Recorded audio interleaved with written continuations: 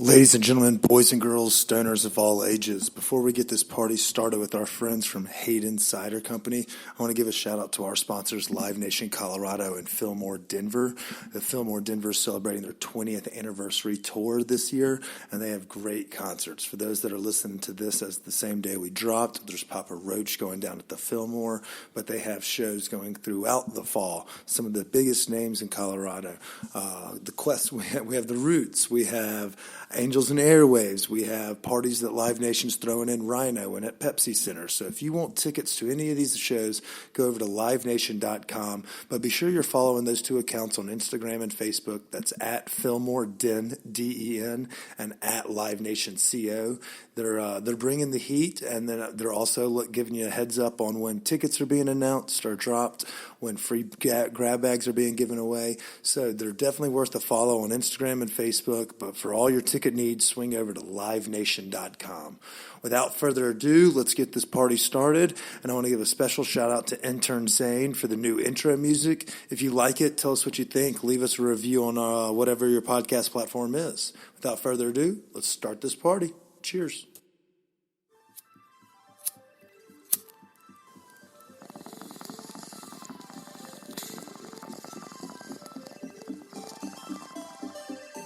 The suppression of the use of marijuana and of the forces lurking behind it are the most important jobs this department is now engaged in. In 1930, the records on marijuana in the Washington office of the Narcotics Division scarcely filled a small folder like this.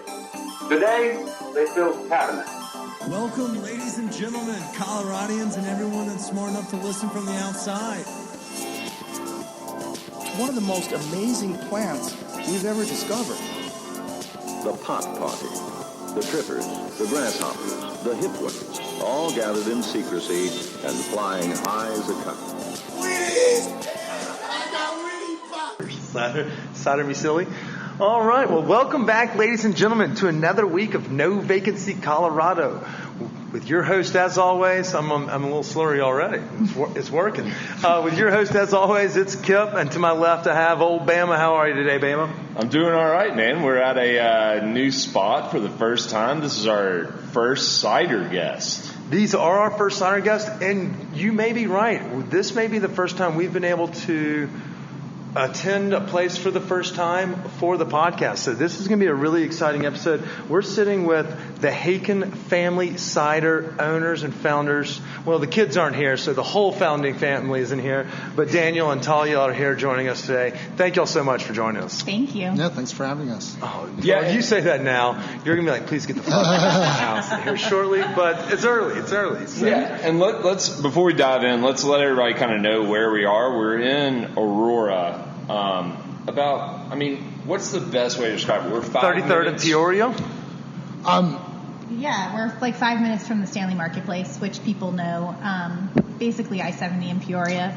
Right in between Stapleton and Fitzsimmons. There you go. Stapleton, Fitzsimmons, people. And this is the best way for me to remember it when he told me where we were going, is y'all are right behind the Children in the University Hospital. Yep. So if you work, we know that we have a lot of millennials that listen to our podcast, for those that work in the health industry. If you had a long day, come over here and grab a cocktail before you go sit in 45 minutes worth of traffic on 70. Exactly. We're not condoning drinking and driving. We actually condone smoking and driving, but you're not really driving on 70. So come on in, come taste it. One cider won't kill you. Yeah, and by God, you'll be sober by the time you get off the ramp. And you should buy a bottle to go, so then when you get home, you can drink more. Look at that. And we're big fans of drinking more, so we're going to definitely dive into it. Y'all have made a great name for yourselves. Y'all have delicious products, and I'll let Chris tee it off because we like to start every episode the same way before we kind of get into the nitty-gritty. So without further ado, Chris, I'm going to get drunk. All right. So we'll start with you, Talia. Are you a transplant or a native? Transplant. Transplant. Where are you coming from? I'm originally from New York City, and we moved around a lot when I was a kid. Went to high school and college in Florida. And my parents actually moved out here when I was in college, so came out here after that. Did you go to the University of Florida? Oh, hell no. Thank God. I'm glad Did you go to FSU? Oh, no. Okay. So no, we're doing all right. No Seminoles, no Gators, none of that. Just the Dolphins. Okay. Yeah. Okay, the old Dan Marino Dolphins. Finkel. Different kind of dolphin, but yeah, same concept, kind of lame. Okay. And Daniel, same question to you. Are you a transplant or a native?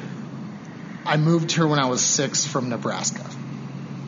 Ooh, that's some kind of fuzzy ground. So we've come up with a term for that, and it's damn near native. Yeah, that's not close enough for most of them. Yeah, though. we have. I don't have a bumper sticker. I assure you. Well, even if you are a native and you have one of those bumper stickers, kind of lame, but do your own thing. I'll call you a douchebag if you're a native. I mean, we joke that we would sell them on the website because I don't care. If you buy them, money talks. Yeah. But if you have a 94 Subaru and a native sticker, then yeah, we would have given you the nod. So we're glad to see you're on Team Transplant. I grew up here, went to high school here. Where'd you go to high school here? Smoky Hill High School in Aurora. Okay.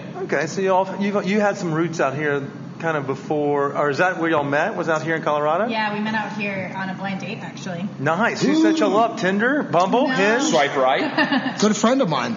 Oh. Yeah, you want to give that The person a original shot? Tinder is friends setting up friends. That is the original Tinder. That doesn't work with us. Time so out. much. I beg to differ. I have gone on multiple dates with friends of friends, and they have all just crashed and burned. And I'm pretty sure it's got nothing to do with my drinking, but it's got everything to do with the fact that like one of us has to be accountable for. Oh, thanks for setting me up with that asshole. So I'm glad to see it's worked out It worked well. out this time, yeah. Okay, so you two met out here. Yep. And was it at a bar? Or, I mean, were y'all like, we're missing wine something? bar. It was at a wine bar. Yeah, actually. I knew it. We met at a wine bar, and I came in a few minutes late, as he will attest to. 45 minutes. Whoa. Hold on. 45 minutes late. I was not 45 minutes late. It was Fashionable. more like 15. Daniel looks like a timely gentleman, so I'm going to say if he's saying you were 45 minutes late. She was 2.5 drinks late. Well, he was So like 7 minutes. She was like 7 minutes. right? And he was drinking champagne. He was drinking sparkling wine. And like I walked in and I saw him with his like silver fox drinking champagne, and I was like, yeah, this guy, I want to get to know him. So Okay. worked out. Well, that's great. Okay, so enough of that lovey-dovey bullshit. Let's get into the nitty-gritty. So, like, was it after marriage, or were y'all like, man, there's a niche that we should, did y'all bond over a love for sparkling beverages or alcohol? Yeah, or? there's We that. both love sparkling beverages, so that got us a good start. But we also like to make things, so we gardened. That's how we dated, was through gardening, and we would pickle, and we make cold smoked fish, and do all sorts of weird stuff like that. It's not weird. Yeah, we just decided one day after we got married to try our hand at cider, and by ours I mean his, because I'm not the cider maker at all.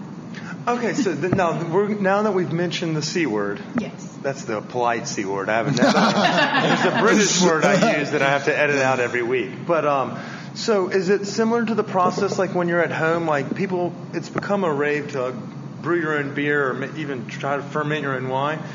How many times do you have to crash and burn before you get something that's as delicious as what we're sipping on today? Boy, in our case, maybe 18 months worth of crash and burn before things started tasting pretty good, or maybe. Was it a 12 hobby months. though at that point, or was it like, hey, let's start a cider No, company? it was No, all just God, for it's our own always consumption okay. and our friends.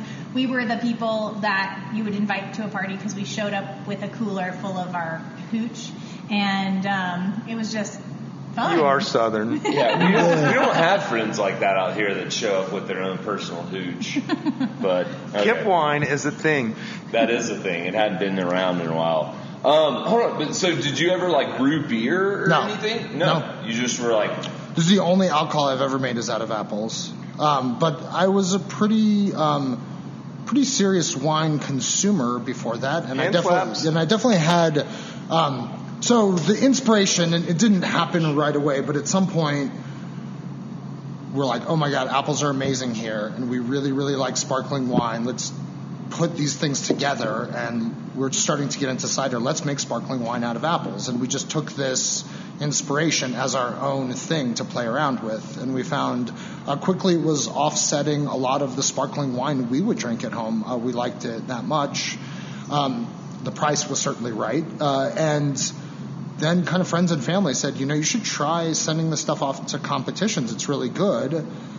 we did it. And like little amateur? It started there. Like and then, farmers markets? No, I guess you can't do that. That's like illegal, there's a but bunch of just kidding. amateur homebrew competitions.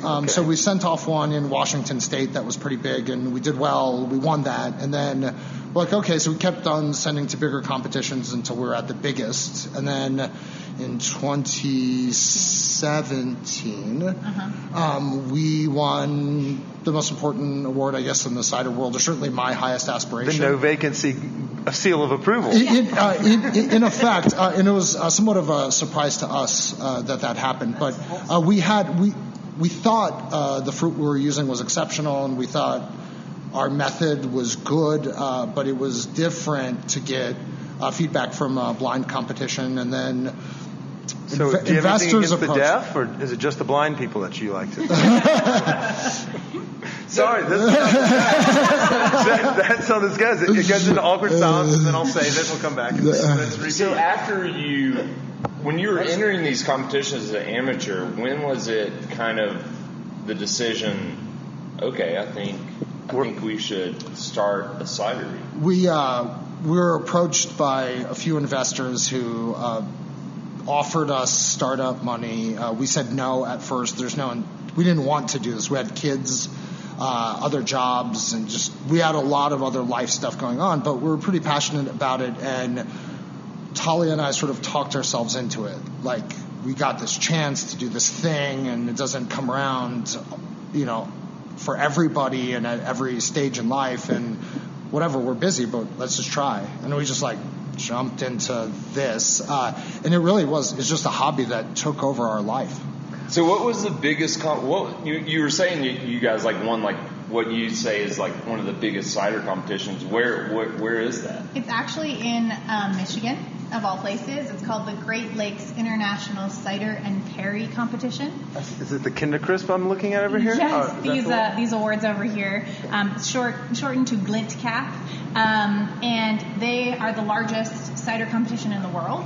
And so this year, this past year, 2019, there were almost 1,600 entries in this competition from around the world. Okay. And so you're being tasted next to some of the largest producers and some small producers, and nobody knows what it is because they open the bottles and pour them out of sight. So it's truly a blind tasting, and then as you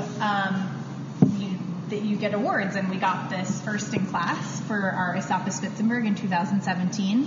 And that was sort of the moment where we were like, I guess we're kind of doing it right.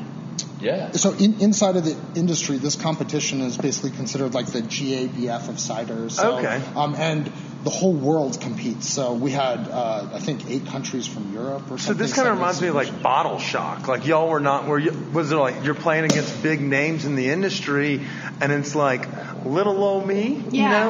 Or is that kind of how y'all felt when y'all got the nod? We didn't expect this at all. Yeah. I mean, it was our goal. It was our ultimate goal. Eventually, down the road, we'd love to win a best in class at Glint Cap, and we knew that was the goal. We knew that many people had been striving for that for years and years. And then in our second year, our first year as our professional brand, we did.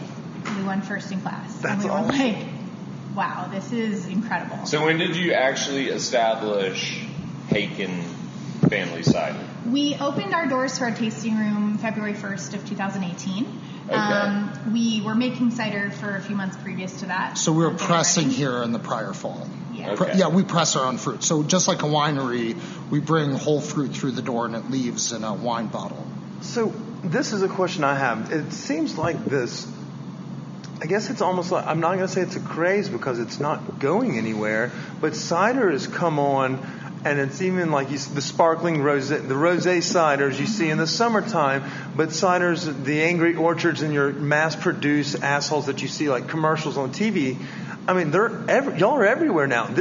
Y'all got in at the right time, or were y'all kind of late to the game? Because it seems like I've started to notice more ciders at your regular bars, on either tap or available. Or I've seen these commercials. It's not your Budweisers and your Bud Lights at Super Bowl every time. Mm-hmm. There's the occasional. I hate to say those big names, but this is delicious. This is a lot. It doesn't taste like I'm just drinking fucking apple juice. It's delicious. You're not. You're drinking the best fucking apple juice. I appreciate that. I was thinking like a sweetened concentrate. No, yeah, I think everybody has this misconception that cider is just a super sweet thing. So quickly, cider seems new, but it's actually very, very old, especially for Americans. So this